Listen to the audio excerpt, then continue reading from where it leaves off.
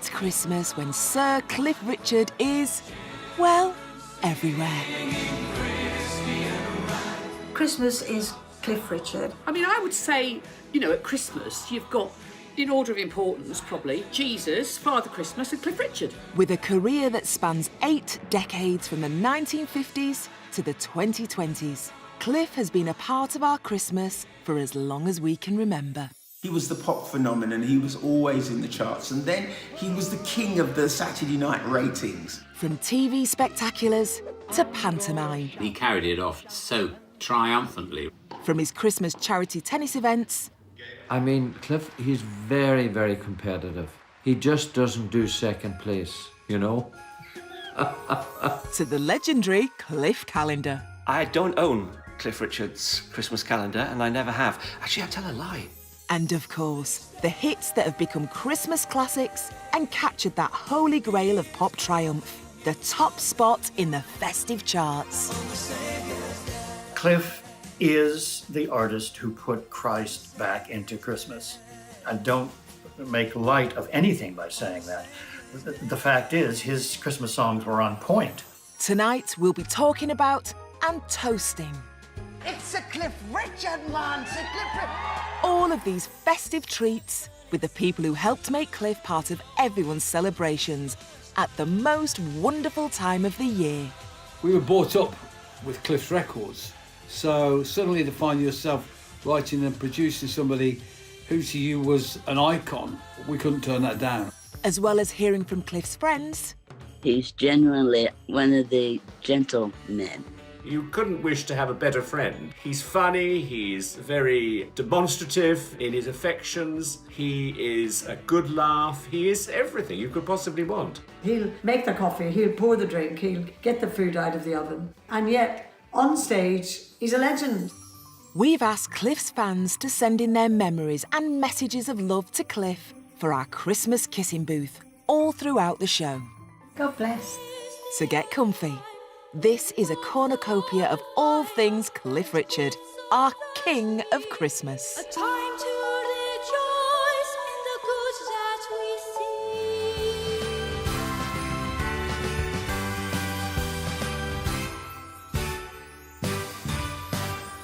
I got myself a crying, talking, sleeping, walking, living doll. Star of the small screen, star of the silver screen, and Peter Pan of pop. He had not done anything but sit on stage. That's all he had to do. The screams were so loud. And, I mean, you could barely hear him singing because they were screaming so loud. He did the young ones, didn't he? You'd think, wow, I didn't expect Cliff Richard to do that. Cliff Richard has sold more than 250 million records worldwide and is one of the best-selling artists of all time. He's the man for all seasons, and one in particular, Christmas. 648 pounds. That's the weight, and that's Cliff Richard carving it. I was his #1 fan. I was verging on obsessive when I was little. I used to sleep with a picture of Cliff under my pillow, and I used to kiss it every night. Don't tell him. With a family-friendly fan base, Cliff was the perfect star booking for theatre king Leslie Grade, seen here with his son Michael, now Lord Grade, for pantomime. And Cliff's Christmas connection started here. Pantomime was huge. And they used to get big, big stars. He would have been wonderful because he would have brought in the audience, and it's all about bringing the audience in. In 1959, Cliff and the Shadows made their panto debut in Babes in the Wood on stage at the Globe Theatre, Stockton. Even in the early days, he had a wonderful command, wonderful confidence in his ability, and he learnt quickly. He carried it off so triumphantly. The show was such a hit, Cliff and the Shads were booked for the following year at Scarborough. He could do pantomime, and that's quintessentially the British family experience. He was able to do pantomime and still be Elvis Presley. Now, if that's not versatile, I don't know what is. And in 1964 came the ultimate in panto honour, the London Palladium, and Cliff starring as Aladdin. I'm gonna shout and spread the news about the way I... Oh, I think Aladdin was the best role for him because Aladdin's quite cheeky. The Palladium used to do these unbelievably huge pantomimes. Spectacular, huge amounts of money spent on them and huge stars. You couldn't get a seat. I mean, the Palladium is, I think, 2,500 seats. The season, I think it was 14 or 16 weeks, sold out. 12 shows a week, sold out very, very quickly. Such was the success of Aladdin, in 1966, Cliff was back as Cinderella's BFF Buttons in a lavish production with a real-life baby elephant.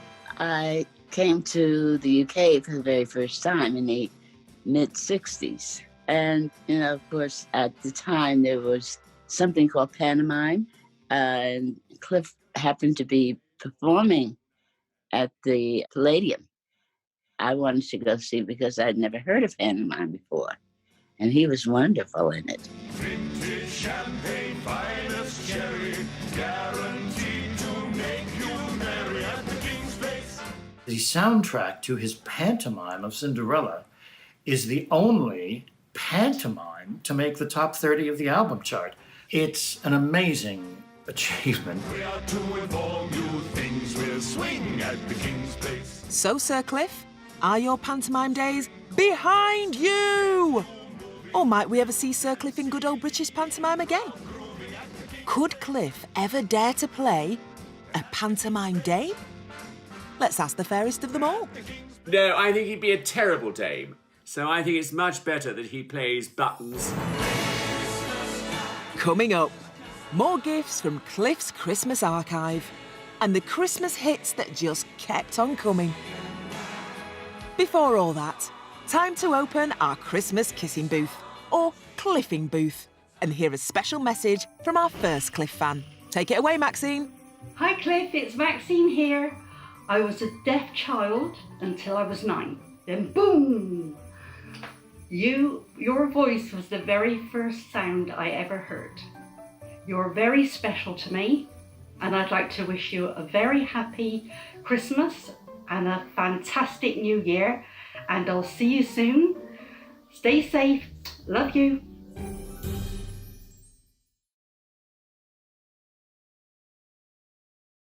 I'd like to remember on this occasion, Christmas 1988. You were on tour and I was at one of your shows at the RDS Dublin. You might remember on that night you wore a Dublin Millennium t-shirt. Well, I was the one who gave it to you. That holds a very special memory for me, and I'd like to wish you a very happy and holy Christmas and the very best for the new year coming. Sir Cliff Richard has been the gift that keeps giving since he smouldered onto the pop scene in the 1950s. Right, who wants the first present? And over the past 8 decades, he has become the king of Christmas. I remember programmes when I was growing up, you knew that it was coming up towards Christmas and it was a special because Sir Cliff Richard would be a guest. She's very Thank you very much. It really wouldn't be Christmas in the United Kingdom without a little slice of Sir Cliff Richard.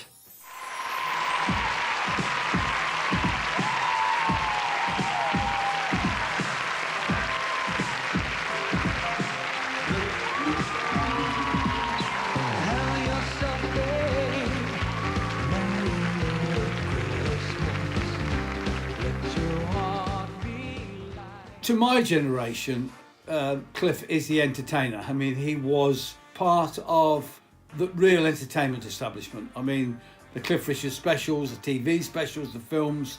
Cliff lasted longer than everybody and kept it going. I mean, he was Saturday night entertainment. Sir Cliff has been sparkling his way through the festive TV schedules in every decade of his career, even appearing with the current Kings of Entertainment in 2009. Yeah? What are we going to do about this note from Santa that says we can't have a party? Listen, it's going to be fine. We're not going to have a party. We're just going to have a little bit of fun, that's all. It's not like we've got people turning up with bottles of booze looking for a party or anything like that. Nothing... Oh, who's that? It's all right, I'll go and have a look. I'll go and have a look. I'm not going to let anybody in that we don't want in here, all right? Let me have a look. Hello. I'm here for the party. It's some old fella with some mistletoe and wine. Let me see. Hey, guys. I'm here for the party. I've got all I need and a little bit of something that you might need. It's Sir Cliff Richard, man. Sir Cliff Richard. No. We can't let him in. He's a notorious party animal, Sir Cliff. He wrecked the joint. Have another look. I must have got the wrong night. Everybody has memories of Cliff being on the telly because really he's hardly ever been off it if you think about it. And the Morecambe and Wise one I think was marvellous because he was in his sailor's outfit, if I remember correctly. Hey there, mister, you better watch your sister, cause the fleet's in. The fleet's in. Hey there, mister, can't say that no one's kissed her, cause the fleet's in. The fleet's in. If they do as well on the sea as they do on the shore. Hey there, Congress, you can tax us some more. Get me, I'm always kidding, hey. There was a marvellous sort of dance routine, but he was telling me that, of course, those were the days when television had big money to spend on rehearsals, and they rehearsed that routine for 2 weeks solidly. Morecambe and Wise routinely drew TV audiences of 27 million on Christmas Day. So, only the brightest of stars would be invited to join in the fun.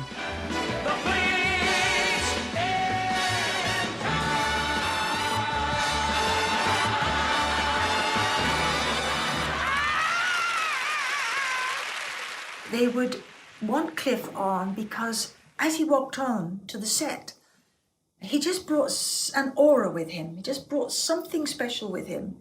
But also he loved to join in. He's a team player. And what's the only thing better than Cliff appearing on a TV special?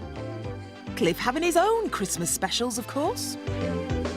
C is for the candy trim around the Christmas tree. The Cliff Richard special were very special because everybody would down tools, they would sit round the television as a family and they would watch and they'd be enchanted by whatever Cliff had produced for them in that hour. Is for the icing on the cake, as sweet as sugar cane. And this is for... Between 1962 and 2008, Sir Cliff Richard hosted 17 Christmas specials, including a televised panto in 1967, a live gospel concert in 1980, and 3 Songs of Praise specials. Sweet little Jesus boy, they made you be born in a manger. Sweet little holy child, we didn't know who you were. He's such a great performer and in his own way a great showman. And has such charm, and he's so loved. I mean, that's the key, really, that he never disappoints. Little wonder he was given the ultimate honour in 1990, waking up the nation on Christmas morning itself with a 60-minute festive extravaganza. Well done. Well, it's Christmas morning. It's my favourite time of the year, and I hope it is yours too. I know a lot of you are going to be probably watching this in the kitchen. Mums, you know, do your mums and dads spend the Christmas day in the kitchen? Yeah. Well, sometimes it can be pretty tough for them. And maybe you're feeling slightly traumatised. If so, I guarantee one thing, the next hour, hopefully, will make you wish it was Christmas every day of the year. Cliff delighted the audience at home with dazzling stage performances.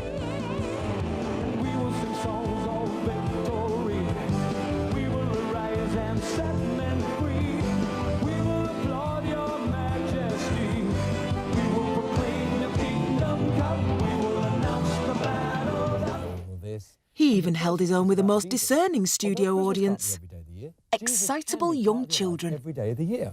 Now, I've got a couple of songs that I'd like you to see now that we filmed while we were doing concerts. Just in a minute, Daniel, I'll talk to you in the next break. The great thing about Cliff is that even though he was a hot rock and roller back in the day, You know, he appealed to every generation. He appealed to families. He ticked, and still does, every box. Everybody loves Cliff. I'm sure the Queen loves Cliff. He's just so wholesome, but edgy, you know, so he's got it all, hasn't he? He really has.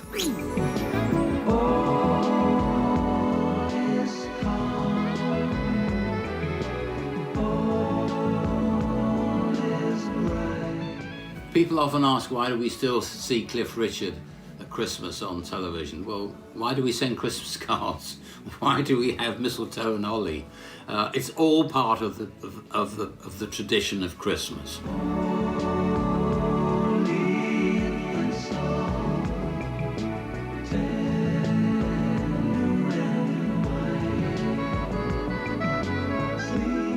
I sincerely hope he never retires. I don't think he will, because it's such a joy to watch him at work.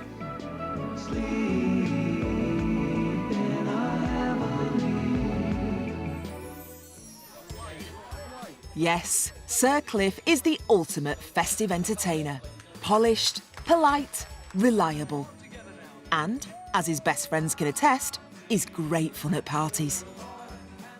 I feel very proud that I can say that Cliff is a friend, and a really good friend, and I've known him for over 50 years. He has a wicked sense of humour, you know, and he is a great tease. He does love a party, and he does entertain a lot. Stephen, my husband and myself, were very lucky to be with him on his 80th birthday this year. He said, I hope you're not going to drive home this time, because we're starting early, and we're going to taste every colour that you can think of his wine, by the way.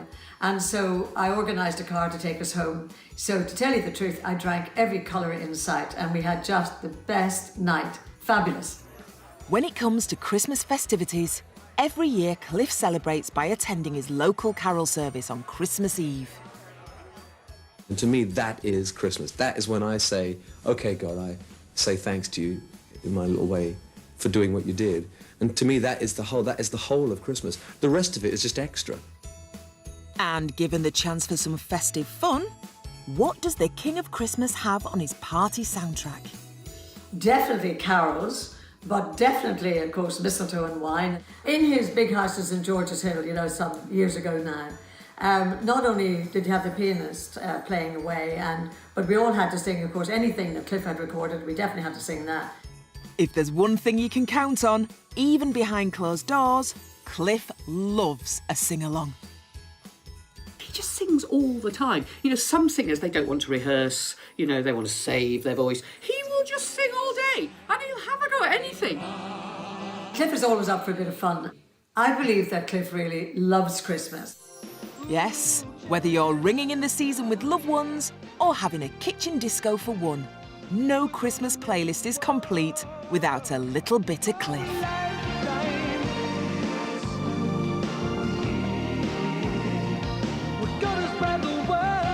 There's just nothing like stuffing your turkey with a glass of sherry and Cliff's Christmas hits on the CD player. It's just that you should try it. Christmas and Sir Cliff Richard have been going together since the year dot. Cliff symbolises the music side that Eric and Ernie do for the television side. Christmas is Cliff Richard. When it comes to music, Cliff really is the chart-dominating, record-breaking King of Christmas. He's the right person in some ways to sing about Christmas and the joy of Christmas and the meaning of Christmas. And I think that's what makes him so associated with it. Cliff's been in the Christmas chart 24 times with a top 20 record over the last 6 decades. He's had 4 Christmas #1s and 2 top 10 Christmas albums, including his 2003 Platinum Award-winning Cliff at Christmas, which became 3rd biggest selling Christmas album of the 21st century. Ala Jones may be able to walk in the air, but he couldn't outsell Cliff. It may have been all Mariah wanted for Christmas, but she couldn't beat him either. Not even the entire swooning, swinging Rat Pack could sell more Christmas albums than our Cliff. We don't call him the King of Christmas for nothing. I need you so much more than His first Christmas #1 came with the Shadows right back in 1960 with I Love You. And it wasn't even about Christmas. So let's get together and you will see how much I love you. Let's get together and you will see how much I... It would be a 22-year wait until Cliff released a single that completely encapsulated Christmas. And oh boy, were we ready for it.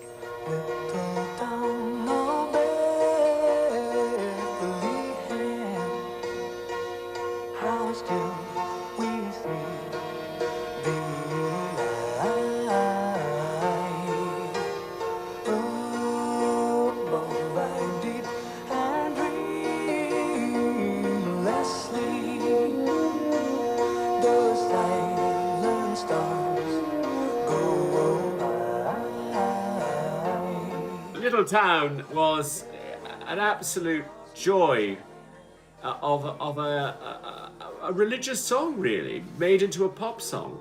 And it was just fantastic, and it's what the public wanted. Cliff is unique in a way because he can take any kind of song, any carol, and sort of Cliffify it, if you like. You know, he makes it his. And the minute he's done it, then you can't get that version out of your head, really.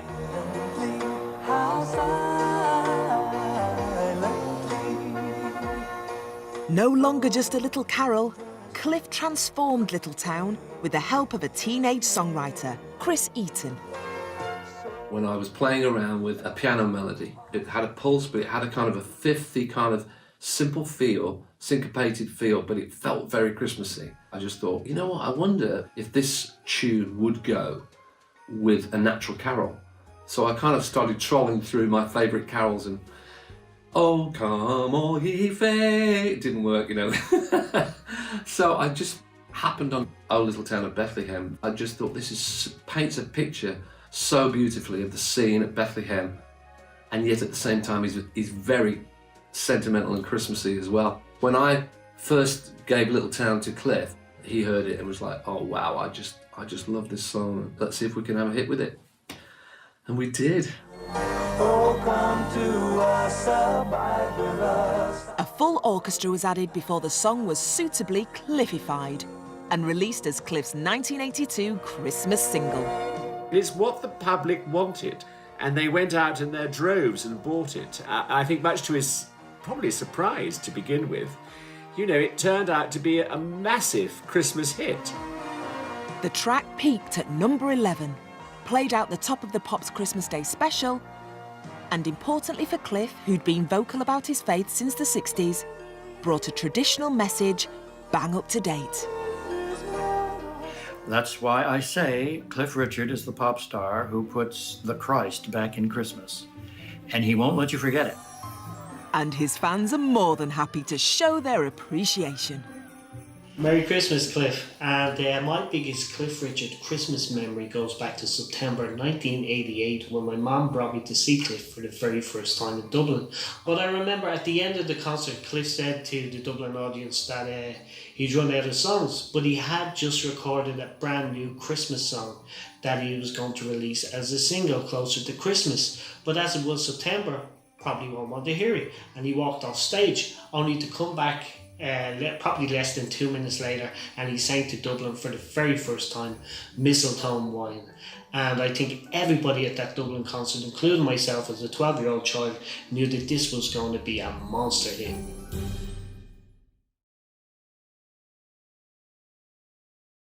Hi Cliff, wishing you a Merry Christmas. You're always around in my house at Christmas when I'm putting up the decorations. I play your Christmas songs and your Christmas CDs, because Christmas wouldn't be Christmas without you. Take care, God bless. Oh, Pauline, that was splendid. Now, come join the conga around our celebration of all things Christmas and Cliff Richard. Could it even really be Christmas without Cliff? I don't think so. In 1985, a phenomenon was created. Before the internet, when the high street was king, Cliff fans were clamouring to get their hands on a calendar. first calendar I produced was the king of rock and roll, which was Elvis Presley. And I thought to myself, well, I've been to America, got the rights for Elvis. It's a natural instinct to bring the king of rock and roll for England together. So I approached Cliff, and he jumped at the idea. He had the appeal, he was good looking, he was attractive, and he appealed to a lot of people. And he still does. It was too good to be true. Who wouldn't want Cliff in their own home every day of the year? The first Cliff calendar sold extremely well. We have a general idea and then we give the synopsis to Cliff and his management. Then they decide what they want to do and what they don't want to do. They discuss it with their photographer and makeup people and choose the location. And we let them have a free hand because basically you're dealing with an expert. He knows the image he wants to portray and we let them get on with it. And for the next 35 years in a row, the Cliff official calendar has flown off the shelves. The Cliff calendar. Oh, he's got some chutzpah. Every year. I mean, you can't go past one of the bookshops without seeing a Cliff calendar. Who buys Cliff calendars? Predominantly a female market purchases Cliff calendars. I think a lot of people buy them for Secret Santas, and they're very, very popular. So popular that when you add up all the sales, Cliff's calendar is the all-time bestseller. He's sold more than David Beckham, more than Justin Bieber, more than One Direction, Take That or Kylie, and more than the biggest football teams in the world. There is nobody that we want to see every day of the year more than Cliff Richard. By tradition, we always have to have a Cliff calendar. And when my grandson Charlie was at boarding school, they had a ceremonial turning of the page every month. He has become the definitive example of the celebrity calendar. And stars come and go, but Cliff Richard remains. It's absolutely amazing how you know that a young artist has arrived when they have a calendar. Well, Cliff has a calendar every year, and it's #1. And what's not to love? Especially when the pics are so well lit. Yes, okay. Well, so we talk about the body then. But I have to say, he looks pretty hot in a lot of those shots. I say no more, except gorgeous. When Cliff announced in 2020 that his shirtless days were over, it made the national press. Well, you know, I know how he feels. That's how I feel. I'm not going to take mine off either. That doesn't affect the sales in any way whatsoever. People like Cliff for what he is. He doesn't have to go topless. You know, as far as we're concerned, Cliff is Christmas. Oxford Street Christmas lights for 1990 are on. Can you tell us what you thought of the lights? 7 out of 10. Who, Cliff or the Oh, lights? Cliff! 10 out of 10 for Cliff. Oh, 10 out of 10 for Cliff, always. Of all Cliff's many Christmas hits, there is one song that is almost guaranteed to get you in the festive mood.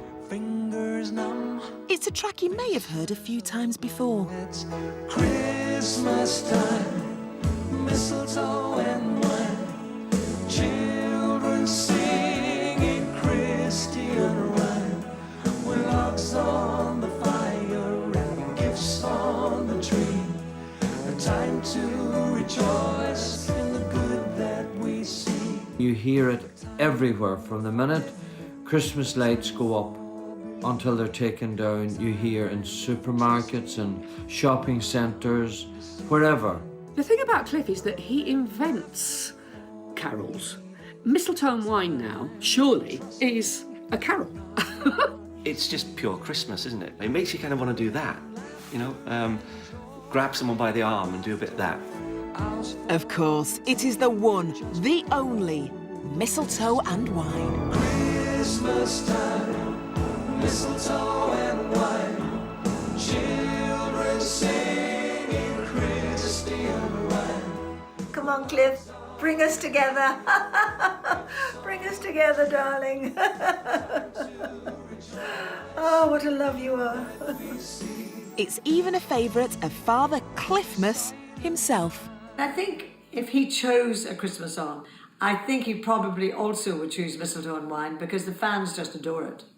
There have been times when we were in his original house here, and there have been occasions when we've all been in the kitchen. You had a centre island. We're all, maybe 18 of us all walking around the island, wiping the dishes and singing, Christmas time, mistletoe and wine. You know, you can't help it. It brings you right into Christmas. It is a great Christmas song, even though it bugs me to distraction every time I hear it, the way he dragged the word Christian out to 3 syllables to fill the line. Mistletoe and wine, children singing Christian rhyme. Cliff makes Christian. Released in 1988, Mistletoe and Wine was Cliff's 99th single. Tradition, sleigh bells, a mention of booze. Surely this was a recipe for the ultimate Christmas single. I think Mistletoe and Wine really was a surprise hit. I remember hearing and thinking, no, this is too schmaltzy. No one's going to buy this. The lyrics were written by the Benghazi-born playwright Leslie Stewart in 1977 for a play called Scraps, based on Hans Christian Andersen's short story, The Little Match Girl. The show had a slightly less than festive vibe. We set it in Victorian London, and it's about a girl whose mother died. She's living, in inverted commas, with her father, who is an alcoholic, and he won't let her come home until she's sold so many matches. She sells matches on the street. That's essentially what it's about. It's about a neglected child. The play was due to open in London, but it still needed a tune. I took my dog for a walk, and I was kind of internally sulking about the stupidity of why do we have to bother writing a song? And I'm not going to. And I'll go in tomorrow and say, look, let's use an existing Christmas carol.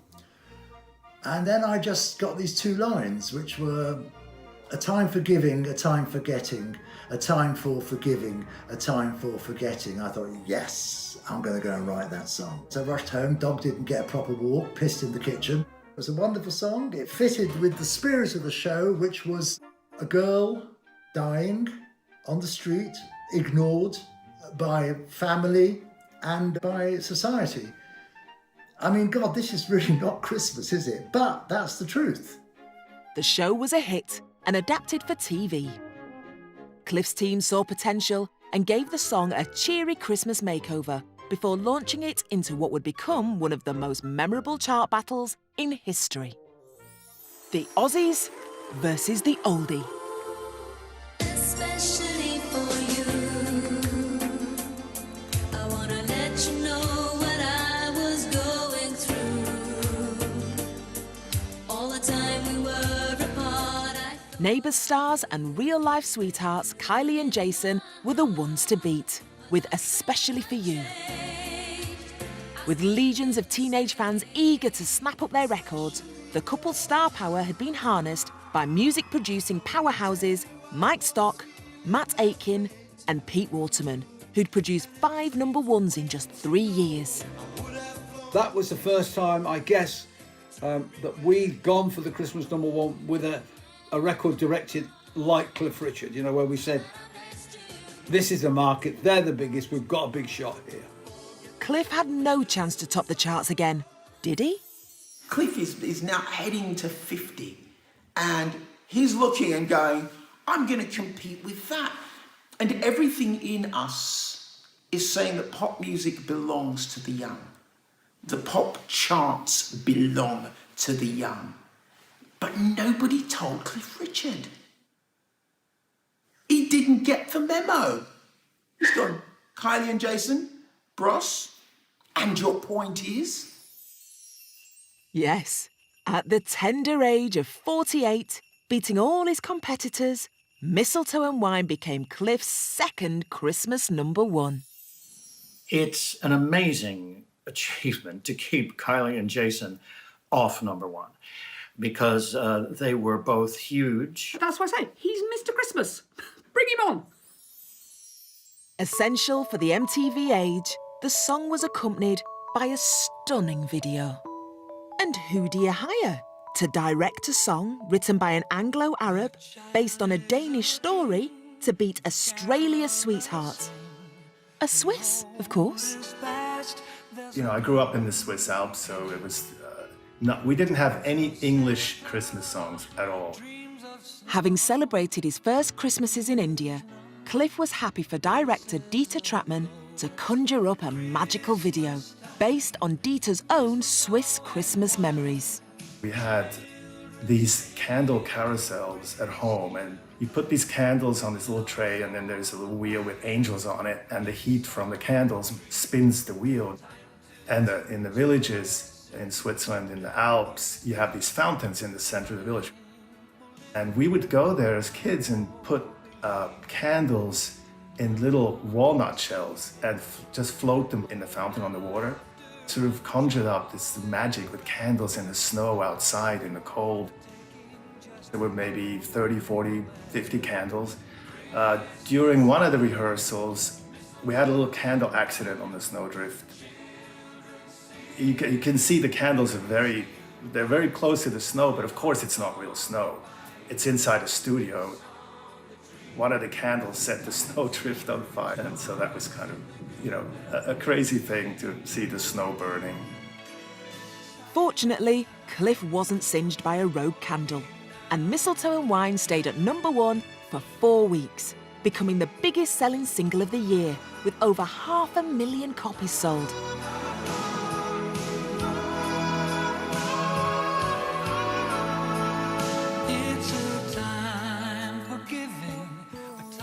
You see, the power of Sir Cliff Richard. Never underestimate that man. Mistletoe and Wine, #1. Jason and Kylie, who? Nah, forget it. Cliff, he's got the magic formula.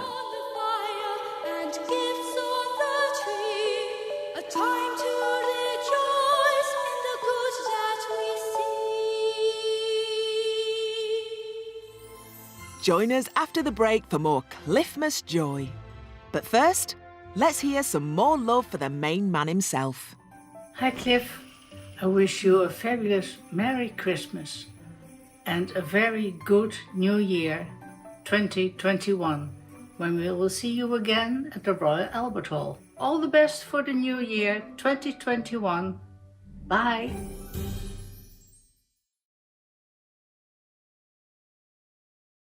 Right, two young girls, Croydon, in the 60s. We saw Cliff's first show, and then while he was on the second one, we managed to get through the stage door, backstage. We met Hank in the shadows. Hank took us round to the right side that Cliff would be coming off. We saw him finish his set. He came off and he signed our autographs and chatted. There were two such happy girls to this day. We can't believe it. Amazing. It's often said, and here's the proof in this intimately shot footage, that Cliff makes every member of his audience feel special. This touching shot really brings home the Christmas message as Cliff serenades one of his smallest fans.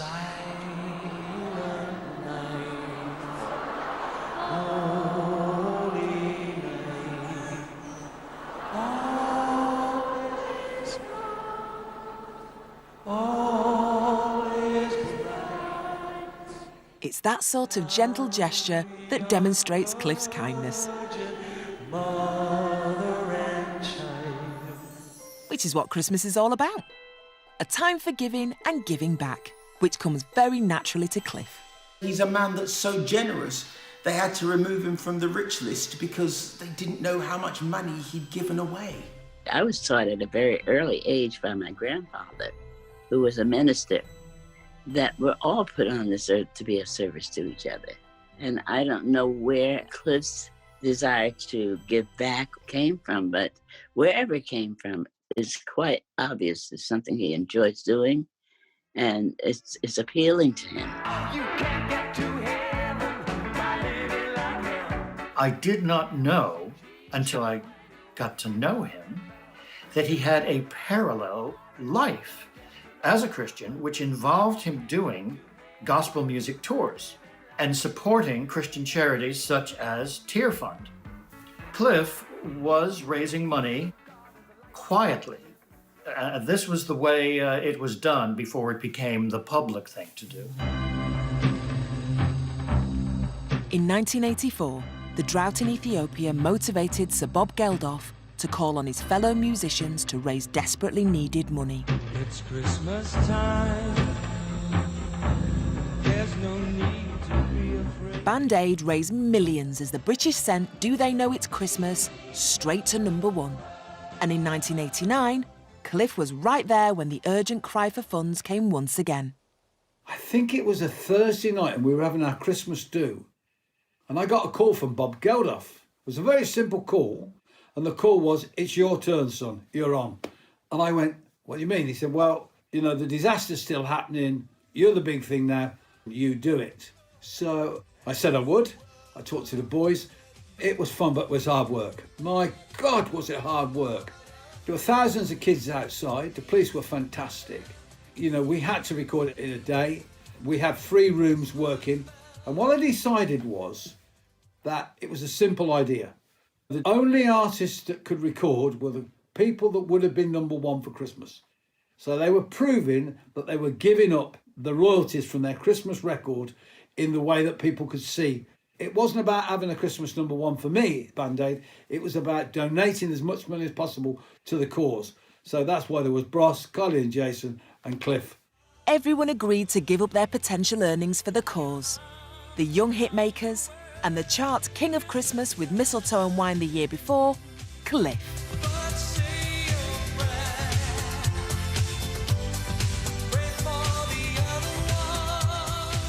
We were brought up with Cliff's records. So suddenly to find yourself writing and producing somebody who to you was an icon was a very weird experience. You'd have to ask Cliff why he worked with Stockade King Waterman. I think it's the bravest decision he ever made. That's what he told me. He defended his right to work with Stockade King Waterman more than his belief in God. So that says everything, really. He hadn't been on the first record, so he got a chance to be on the second record, and so he was. So there he is again. He's #1 at Christmas in 1989. It was a fantastic record. We had a lot of fun with it. And it raised a lot of money for the charity, so it did its job.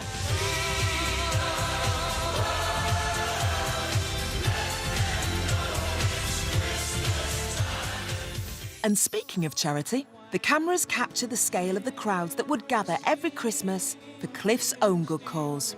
For 23 years, Cliff put himself front and centre to spread the seasonal joy in an event which combined his 2 greatest loves, music and tennis, hence the shorts. Cliff and his tennis go together, don't they? Bumped into Cliff quite a few times in Wimbledon. He's part of the setup there, really. There's always that customary shot, you know, whenever he's there in the stands, and they go, "And Sir Cliff Richard." And who could forget that moment in 1996, when the Great British Summer tried to spoil the fun, and Cliff made history. Rain stopped play, but it didn't stop Cliff. I got myself a crying, talking, sleeping, walking, living dog. I got to do my best to please her, just 'cause she's a living dog. I got a roving eye, and that is why she's... You know, imagine Cliff stands up and starts singing. Not just that, but then, like, players and people just join in. It was amazing. Take a look at her hair. Well, it's surreal, and if you don't believe what I say, just feel... You know, Wimbledon is stiff upper lip and, you know, everything's done properly. And then all of a sudden, you go to the stands and Cliff Richard's giving it... You know, and then somebody else joins in, and then somebody else joins in, and you're going like, is this Wimbledon coverage? I never thought that I'd actually play centre court. And how could anybody ever have dreamed up a backing vocal group like this? I think it showed Wimbledon in a great light as well, that, you know, this sort of thing could happen. What a great tournament. They've got Cliff Richard singing there, for goodness sake. You know, that doesn't happen at the French Open. So it was a masterstroke for the King of Christmas to combine winter cheer with his beloved summertime sport in a pro-celebrity event that Cliff fans held as a highlight of their festive season, as these ladies testify. Christmas begins tonight for me, so it's really special.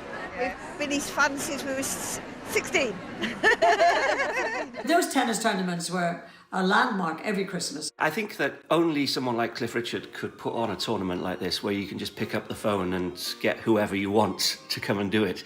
You're not going to say no to Cliff Richard, are you? You know, do you want to come and join me in an event in an NEC arena somewhere and we'll sing carols and play a bit of tennis? Nah, I can't be bothered, Cliff. Sorry, no, I'm washing my hair. No, you say yes. And of course, all the fans had their tickets months in advance for the tennis. And he would get really, really big stars, big artists, whether they could play tennis or not really, but to join in the fun. But again, Cliff wants to win at tennis. I woke up about 4 o'clock thinking, you know, how am I going to win this? And then I thought it's really going to be very easy. Cliff, he's very, very competitive. Don't let him tell you that he's not competitive. He just doesn't do second place, you know? He goes out on the court and he's there to win it. He's not there to make you feel welcome or good. Once you get on the court, he may well be very nice and he says, oh, thanks very much for coming, Daniel, it's great to have you here. He gets you on the court and he whips you. Mr. Nice Guy doesn't appear when it's competitive. I beat him 6-love. Yeah, it wasn't a good move. It didn't go down well with his fans. I was booed. Cliff was lovely because I basically served my first serve and it was an ace and I said sorry and Cliff went, oh, don't worry, don't say sorry. And then my next shot was a passing shot and it passed Cliff and I went, oh, sorry. And he said, stop saying sorry. It was one of those moments. I should have really read the script, shouldn't I? You know, get invited by Sir Cliff Richard to perform in a pro celebrity tennis tournament that he's put on. You don't win. And if Cliff in shorts smashing balls around wasn't enough, every year there was the raffle. Prizes include flights to far-flung exotic destinations, but all the fans really wanted was to collect their winnings and get a kiss from Cliff. When Cliff's career started, it was impossible for him to meet people because there was such hysteria around him. So a lot of his fans have never met him. The opportunity like that at the tennis was huge. We all sang carols like, you know, Silent Night once in Royal David City. And the festive atmosphere Cliff created really comes through the screen here, so we all feel like we're there. At the end of it all, you know, Santa would arrive in the sleigh and they would do laps of honour all around the arena. And yes, good atmosphere. It was, we always used to say, Christmas starts here. It was a really lovely event. I never got invited back. Stay with us for more merriment, more music and more messages to the man himself. Go on, Jill, it's you. One of my best memories of Christmas with Cliff was at the Tennis Classic in Birmingham in 2004. I was one of the lucky ones to win a raffle prize. Not only did I get a box full of Cliff goodies, the CD, the DVD, the perfume, but most important, I won that Cliff kiss. One on both cheeks. Thank you, Cliff.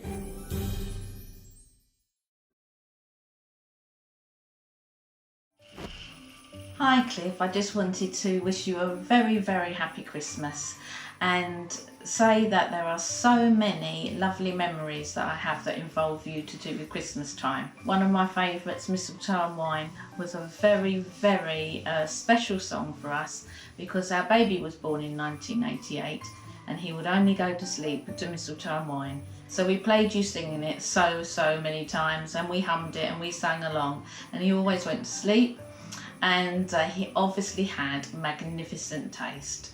So thank you again for so many happy Christmas memories and have a really lovely Christmas. With a career that spans 8 decades, Sir Cliff Richard is a timeless festive wonder. And as he entered his 5th decade in showbiz, there was something rather exciting on Cliff's Christmas list. A 4th Christmas #1 across 3 different decades. A record which no artist had ever achieved before. The Beatles hadn't managed it, neither had Cliff's hero Elvis. Would Cliff be the first to pull it off?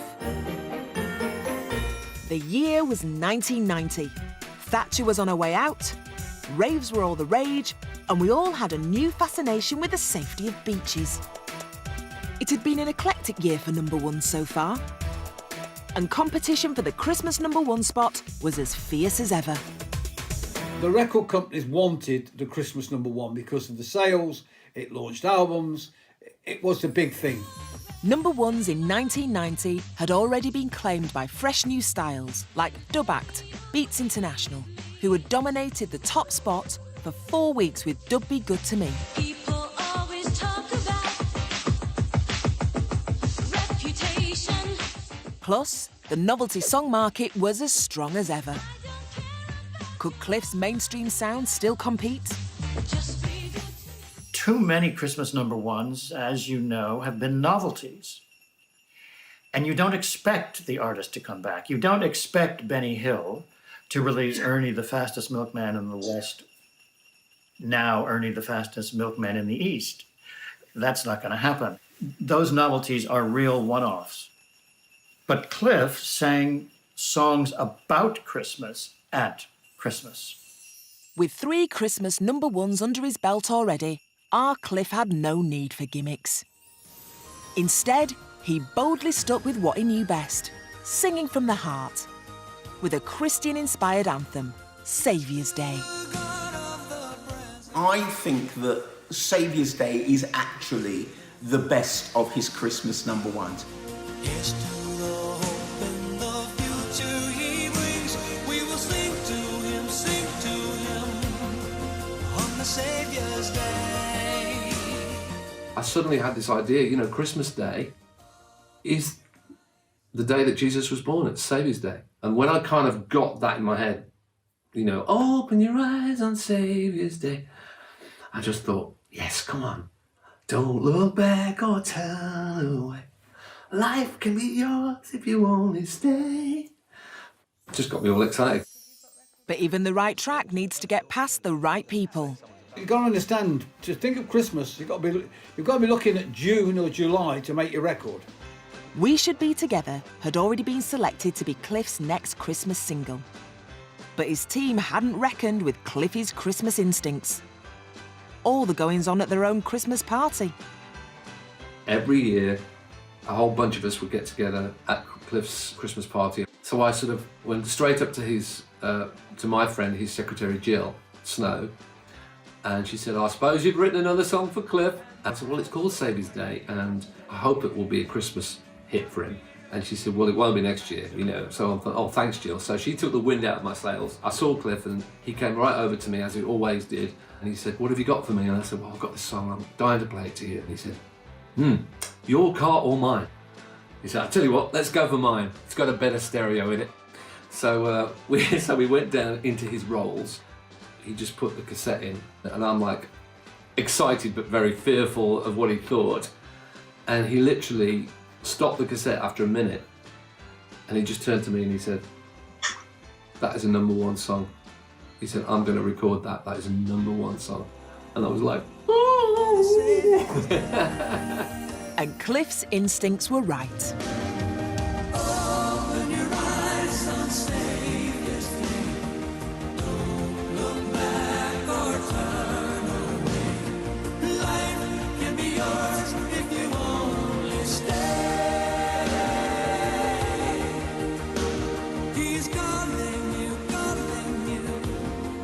on the Saviour's Day. It went in at #6. And then for the following next 4 weeks, it kind of crept up to #1 and beat Vanilla Ice to #1.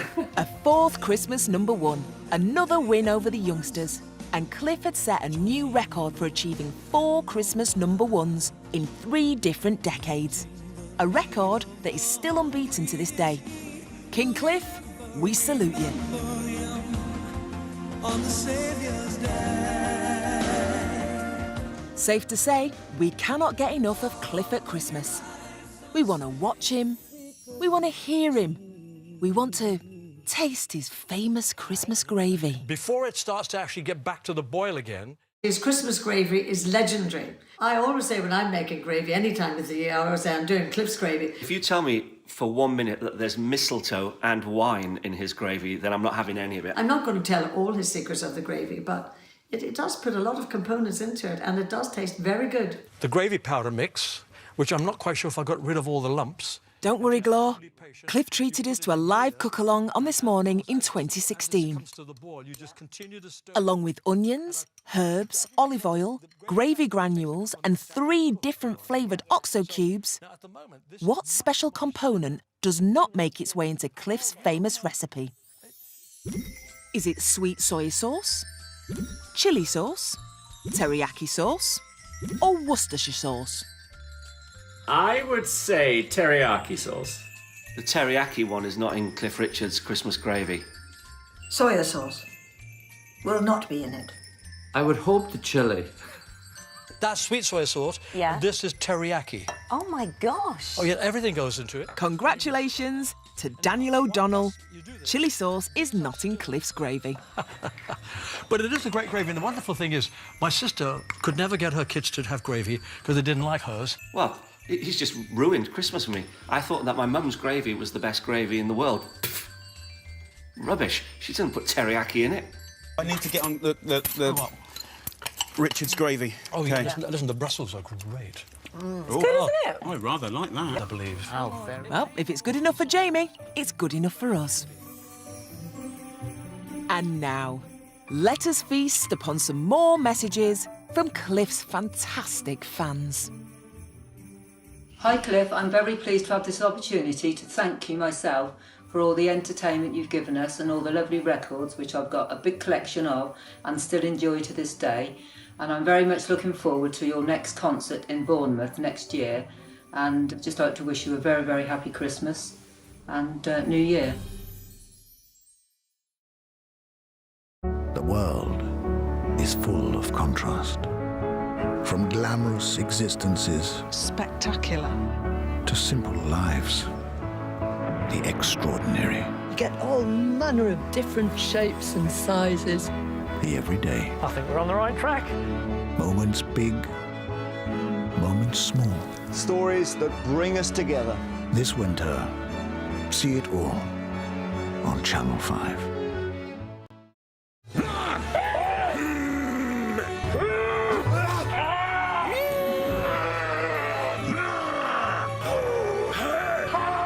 Colossal.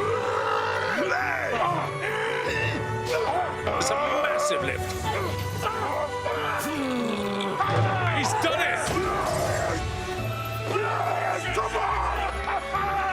World's Strongest Man 2020 starts Boxing Day at 6:45 on Channel 5. Milky Bar Desserts sponsors evenings on Channel 5. The night, called Sir Cliff, brings loads of good cheer, not only at Christmas but all through the year. The concerts, the records, the calendars too, are all bought by family, and all are of you. My friend and I have had such fun, regaling tales of concerts gone. We've gone to airports in the wrong location, and even missed our own railway station. So carry on, Cliff, you keep on giving, and then we fans can carry on cliffing. Cliff, have a great Christmas. See you next year. God bless. Kisses to you, Kath. Here we go for the finale of our Loving with the King of Christmas, Cliff Richard. Christmas happens to be my favorite time of the year. And I think that kind of is what Cliff represents, you know, kindness and eager to do. I think Cliff represents the art of loving, giving, caring. And that's the spirit of Christmas. Whether you're a Christian or not, at Christmas, it's pretty easy for most people to join in the promise of peace and love and the hope that a newborn baby signifies. And when something momentous happens, like the start of a new millennium, we were all up for marking the occasion. While Doomsday has warned of apocalyptic catastrophe with digital crashes, yeah, that didn't happen. Cliff released a song that would be the most controversial of his career, the Millennium Prayer. Our Father, who art in heaven, hallowed be thy name. Millennium Prayer essentially was an idea that just, took off and had a life of its own. Jesus is the answer for the world today. The end of the 70s, I was in a group called Nutshell, And Cliff asked us to be his support. Just in case you still don't know, word of God is true. Around 20 years later, and in 1999, Paul was writing a musical for the millennium called Hopes and Dreams, inspired by the Lord's Prayer. The suggestion kind of obviously came up that wouldn't it be nice if we could kind of tie it in somehow with the millennium, with New Year, and if you could somehow use the tune of Auld Lang Syne. My initial reaction wasn't exactly over enthusiastic. I thought that's probably the cheesiest idea I've ever heard. But I couldn't get it out of my head, and I went back home and I sat at the piano and just fiddled about with the tune and the words, and it did seem to fit very naturally. I mean, the phrasing and everything very easily works with the tune of Auld Lang Syne and the Lord's Prayer. Should old acquaintance be forgot, never brought to mind? And then the Lord's Prayer fits pretty good to that. Our Father, who art in heaven, hallowed be thy name. It's very natural, you know, the phrasing, the syllable count, almost the metre, is pretty much the same. This was the track that would finish the show. And when Paul asked Cliff to provide guest vocals for his musical, Cliff happily recorded it with him. We toured it in 1999 and I thought no more of it. In April 1999, the popular TV presenter Jill Dando, a fellow Christian and close friend of Cliff's, was killed. In tribute, Cliff set about fundraising in her memory. Music producer Nigel Wright was the man for the job. I had a phone call out of the blue from, I think it was Chrysalis Records, to go to a meeting with Cliff Richard, who had a song that somebody had written to commemorate the death of Jill Dando, who was a friend of his. And he wanted to record this song, and he wanted to put it out in tribute to Jill and give the money to charities. I think I went up and sat and played piano with him and worked it all out. And as I left, he said, I've got an idea for, in those days we had to have a second track as a B-side. I've got this piano and voice demo that a friend of mine has done of how it should go. Like all of these things, when you hear a piano vocal demo, it fires off various things in your mind of what you could do as a producer. And I'd always loved The Living Years, Mike and the Mechanics.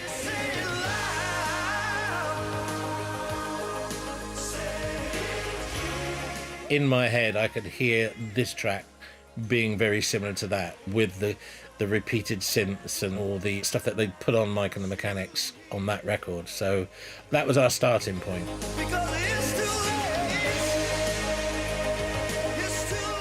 So we sat in the studio and spent a day messing around with sort of repeated drums and basses with the chords, and it clicked. Our Father, who art in heaven, hallowed be thy name. Cliff in the studio is just ultimate professional. I suppose he was only in the studio a couple of hours when we did it originally. In fact, he nearly helped sell my house because my wife was showing somebody around the house while Cliff was in the studio, and she brought this woman in, not realising I was in with Cliff, and the woman looked at Cliff and went, if he comes with it, I'll buy it now. Give us today our daily bread and forgive our sin. When Nigel sent the A-side and the B-side tracks for the Jill Dando tribute single to the record company, he and Cliff were surprised by their response. They called me back and said, look, we want to flip this. Millennium Prayer is a much bigger hit than this record. And it was like, so what do we do? What they did was pull out all of the stops. I wanted a choir on it, I wanted an orchestra on it, I wanted the lot, Tuba the Bells, Sleigh Bells. I was going for the whole hog, full, big symphonic production. And then I gave it to a friend of mine. Well, everybody knows Dave Arch, who does Strictly. He did the orchestral arrangement. And then came the choir, including one singer who was still a year away from becoming a pop idol herself. Look, smiling class. If ever there was a formula for a Christmas record, that's it. It's got just about everything. Choirs, sleigh bells. It needs to be anthemic, uplifting. It sums up the entire spirit of what Christmas is supposed to be. Millennium Prayer was released in November 1999 and quickly caused a huge controversy for Cliff. Radio stations refused to play it. and seemed quite happy to heap insult to the injury. I know that he loved Millennium Prayer, and he was very agitated by the fact that a lot of the radio stations just wouldn't play it. In fact, not only are they not going to play it in a quiet way so that they can spare your blushes, they're going to announce as loudly as possible to anybody who will listen that they're not going to play it. So what does Cliff do? Let the people say amen. He has the third biggest selling single of his entire career. How did he do that? Yep, with round about 0 radio airplay, Cliff's Millennium Prayer stormed the #1 spot for 3 weeks and scored Cliff his 14th #1 single. This was a year when Westlife were outselling everybody, when the Spice Girls were still huge. You know, this was a year of pop, young pop, Steps. And here's Cliff at 59 saying, I'm taking them on with a song you all hate, and I'm gonna win. And he did. Even if people weren't religious, this was a song that had meaning to it. And I think people of faith and no faith responded to that. They wanted to mark the millennium with something significant. And this, helped them do it. As we reach the end of our happy Cliffmas, let's set up the kissing booth one last time. They might be friends, but they're also fans, and we can't leave them out of the fun. Time to toast the man of the hour, Cliff Richard, King of Christmas. Sir Cliff Richard, long may he reign. My darling, it's me, your singing partner. I want to wish you the happiest and merriest of Christmases. Sir Cliff Richard, rock and roll's first night. I love you. And I admire you massively. Keep doing what you're doing, Cliff. And thank you for your friendship too. Have yourself a very, very Merry Christmas. Happy Christmas to Cliff Richard. Happy Christmas. Happy Christmas. Happy Christmas, darling. You really are a national treasure, I believe that. And I want the recipe for that gravy. Cheers! Take good care of yourself, okay? And next time I'm in the UK, we'll get together and have a cup of tea. Well, despite the raging war, they still managed a bit of mistletoe and wine in the 40s. A Wartime Christmas takes a look at the way we lived tomorrow at 9. Next, it's famous for its low prices, but do their Christmas puds stand up to the taste test? We're inside Aldi at Christmas.